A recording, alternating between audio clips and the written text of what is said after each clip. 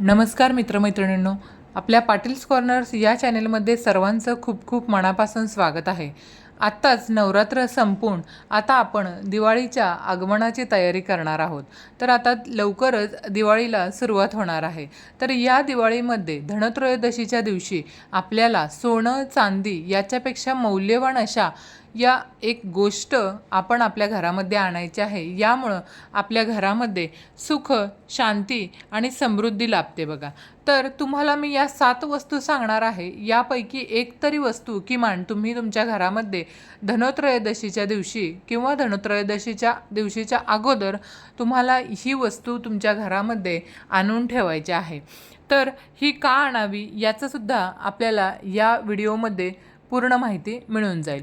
चला तर मग व्हिडिओला सुरुवात करूया. व्हिडिओ आवडला तर मात्र चॅनेलला लाईक आणि सबस्क्राईब करा. मैत्रिणींनो, असं मानलं जातं की जेव्हा समुद्र मंथन झालं होतं तेव्हा भगवान धन्वंतरी अवतरले होते. तेव्हा ते एका हातामध्ये अमृतानं भरलेलं पितळेचं कलश घेऊन आले होते आणि तर बाकीच्या हातामध्ये इतर वस्तू होत्या. अशा परिस्थितीत धनत्रयोदशीला पितळेची भांडी खरेदी करणं अतिशय शुभ मानलं जातं. मैत्रिणींनो, दरवर्षी कार्तिक महिन्यातील कृष्ण पक्षातील त्रयोदशीला धनत्रयोदशीचा सण साजरा केला जातो. या दिवसापासून आपण 5 दिवसीय दिवाळी सण सुरू करत असतो बघा. धनत्रयोदशीच्या दिवशी खरेदीचा ट्रेंड असतो. असं मानलं जातं की या दिवशी खरेदी केल्यामुळे आपल्या घरामध्ये सुख, समृद्धी आणि संपन्नतासुद्धा येत असते. यंदा धनत्रयोदशीचा शुभ सण हा 29 ऑक्टोबर रोजी आहे. या दिवशी बहुतेक लोक सोनं, चांदी, भांडी इत्यादी वस्तू खरेदी करत असतात. पण ज्योतिषांच्या मते तुम्ही कोणतीही खरेदी करा, पण धनत्रयोदशीच्या दिवशी 7 वस्तू या नक्की खरेदी करा आणि त्या घरी तुमच्या आणा. या गोष्टी तुमच्या घरात आशीर्वाद घेऊन येतात. तर या कोणत्या गोष्टी आहेत त्या आपण पाहूया. प्रत्येक व्यक्तीला धनत्रयोदशीच्या दिवशी सोन्याच्या वस्तू खरेदी करता येत नाहीत. मग काय करावं? तर अशा परिस्थितीत तुम्ही स्टीलऐवजी पितळेची भांडी खरेदी करा. धनत्रयोदशीच्या दिवशी भगवान धन्वंतरीचा अवतार दीनही झाला. हे भांडं विकत घेतल्यानंतर त्यात तांदूळ किंवा कुठलीही गोड वस्तू ठेवा आणि ती गोड वस्तू घरामध्ये आणायची आहे. पितळेची भांडी खरेदी करत असताना तुम्ही ते मोकळं भांडं कधीही घरी आणू नये, कारण ते गरिबीचं चिन्ह दर्शवतं. तर जे काही तुम्ही भांडं खरेदी करून आणणार आहात ते भांडं, त्या भांड्यामध्ये थोडंसं तरी तांदूळ किंवा इतर कोणतीही गोड वस्तू त्यामध्ये आणावी. जर तुम्ही पितळेचा हंडा किंवा डबा अशी कोणतीही वस्तू घेतली असेल तर त्यामध्ये थोडंसं तरी धान्य तुम्हाला विकत घेऊन आणायचं आहे. धनत्रयोदशीच्या दिवशी पितळेच्या भांड्यांमध्ये हे धान्य विकत आणलं जर आपण, तर आपल्या घरामध्ये नक्कीच सुखसमृद्धी येते बघा. तर चांदीचं नाणं. मैत्रिणींनो, जर तुम्हाला चांदीचे दागिने घेता येत नसतील तर चांदीचं नाणं तुम्ही विकत घेऊन येऊ शकता. आता हे बाजारामध्ये तुम्हाला छोटी छोटीसुद्धा नाणी मिळून जातात बघा. हे नाणं तुम्हाला जास्त महाग पडणार नाही आणि घरासाठी खूप शुभ असं मानलं जातं. दिवाळी हा देवी लक्ष्मीच्या पूजनाचा सण असल्यामुळे त्यावर लक्ष्मी आणि गणपतीचं चित्र असलेलं नाणं आपण नक्की खरेदी करून आणायचं आहे. कारण दिवाळीच्या दिवशी आपण जेव्हा पूजा करतो तेव्हा या नाण्याची सुद्धा आपल्याला पूजा करायची आहे. तिसरी गोष्ट ती म्हणजे झाडू. मैत्रिणींनो, आपण झाडूला लक्ष्मीचं रूप मानतो बघा. आपल्या घरातील गरिबी दूर करण्याचं काम हे झाडू करत असतो. तर धनत्रयोदशीच्या दिवशी झाडू खरेदी करून आणावा. छोट्या दिवाळीला केर काढण्यासाठी आपण या झाडूचा निश्चितच वापर करावा. त्याच्यानंतर पुढची गोष्ट ती म्हणजे अक्षदा.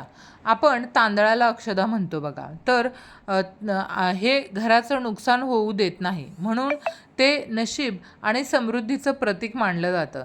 धनत्रयोदशीच्या दिवशी अक्षदा घरात आणाव्या, यामुळे आपल्या संपत्तीमध्ये वाढ होत असते बघा. म्हणून आपण किमान, तुम्हाला शक्य असेल तर 1 किलो, 2 किलो, 5 किलो कितीही आणू शकता. पण जर शक्य नसेल किंवा काही कारणास्तव तुमच्याकडे ऑलरेडी असेल तर तुम्ही काय करायचं आहे, किमान पाव किलो तरी घेऊन यायचे आहेत तांदूळ. त्याच्यानंतर पुढची गोष्ट गोमती चक्र. कुटुंबातील सर्व लोक निरोगी असतीलच तर कोणतेही कुटुंब समृद्ध आणि आनंदी होऊ शकते.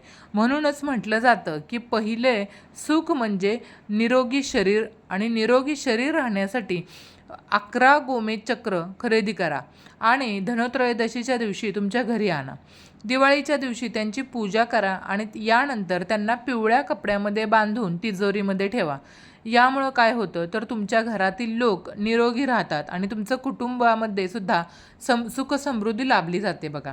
आता हे गोमती चक्र तुम्हाला कुठे मिळतील तर जे काही पूजा भंडाराची दुकानं असतात तिथे मिळतात किंवा आपल्या स्वामी समर्थ मठामध्ये केंद्रामध्ये सुद्धा तुम्हाला ही गोमती चक्र मिळून जातील. त्याच्यानंतर पुढची गोष्ट आहे ती म्हणजे श्रीयंत्र.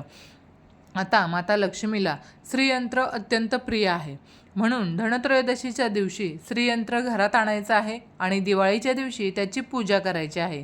जर तुमच्या घरामध्ये आधीपासूनच श्रीयंत्र असेल तर धनत्रयोदशीच्या दिवशी लक्ष्मी आणि गणपतीची मूर्ती विकत घ्या आणि दिवाळीच्या दिवशी त्याची पूजा करा.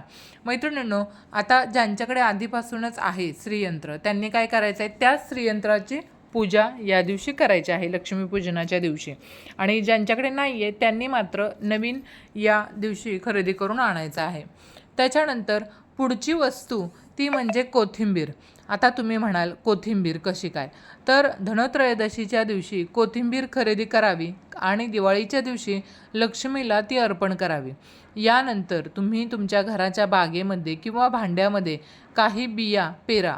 असं मानलं जातं की बियांपासून वाढणारी कोथिंबीर घरामध्ये सुखसमृद्धी आणते. तर मैत्रिणींनो बघा, जे बाजारामध्ये धने मिळतात ते धने आपण लक्ष्मीपूजनामध्ये सुद्धा वापरतो. हे धणे आपल्या घरामध्ये असणाऱ्या झाडांच्या कुंडीमध्ये आपल्याला पेरायचे आहेत या धनत्रयोदशीच्या दिवशी. याच्यामुळं जी कोथिंबीर वाढत जाते ना, तसं आपल्या घरामध्ये सुखसमृद्धीसुद्धा वाढत जाते. आणि ज्यांना शक्य नाही असं करणं त्यांनी कोथिंबीरीची जुडी आणायची आहे आणि तीसुद्धा अर्पण केली तरीही चालते. आता त्याच्यानंतर पुढची वस्तू ती म्हणजे कामधेनूची मूर्ती. मैत्रिणींनो, हिंदू धर्मामध्ये गाईला अतिशय महत्त्व दिलं जातं. गाईला लक्ष्मी मानलं जातं. कामधेनूच्या मूर्तीच्या स्थापनेमुळे आपल्या जीवनामध्ये सुखसमृद्धी मिळू शकते. मैत्रिणींनो, वास्तुशास्त्रानुसार कामधेनू गाईची मूर्ती तुम्ही जर घरी ठेवलीत तर ते अतिशय शुभ मानलं जातं. कारण कामधेनू गाईच्या मूर्तीची प्राणप्रतिष्ठा केली जर आपण आपल्या घरामध्ये तर आपल्या घरामध्ये सुखसमृद्धी नांदत असते. गाईची मूर्ती जर आपण आपल्या घरामध्ये ठेवली तर यामुळे वास्तुदोषसुद्धा दूर होतात आणि कुटुंबामध्ये सौभाग्य आणि प्रेम टिकून राहतं. विनाकारण ज्या आपल्या घरामध्ये कटकटी होतात त्यांच्यापासून सुद्धा सुटका मिळते बघा. तसंच आपल्या घरामध्ये आवक येण्याचे विविध मार्ग खुले होतात. त्यामुळे धनत्रयोदशीच्या दिवशी कामधेनूची मूर्ती तुम्ही आणायला मात्र विसरू नका. कामधेनूच्या मूर्तीला 14 रत्नांपैकी एक रत्न असं समजलं जातं, म्हणून कामधेनूची मूर्ती निश्चितच तुम्ही या दिवशी आणायची आहे. त्याच्यानंतर पुढची वस्तू आहे ते म्हणजे कुबेर यंत्र.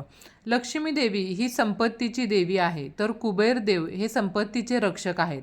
आणि कुबेर यंत्र हे धनत्रयोदशीच्या दिवशी आपण जर घरी आणलं तर हे जीवनामध्ये आर्थिक यश मदत करत असतं.